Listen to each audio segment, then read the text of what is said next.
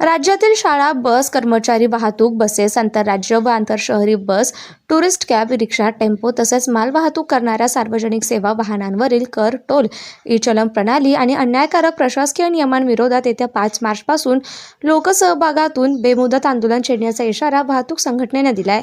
त्यासाठी Maharashtra transporters action कमिटीची स्थापना करण्यात आली असून शासनाने तातडीने सकारात्मक निर्णय घेतला नाही तर संपावर जाण्याशिवाय पर्याय नसल्याचं संघटनेनं स्पष्ट केलं. शनिवारी पुण्यात पत्रकार परिषद घेत विविध वाहतूक संघटनांच्या प्रतिनिधींनी या जाचक नियमांचा निषेध नोंदवला.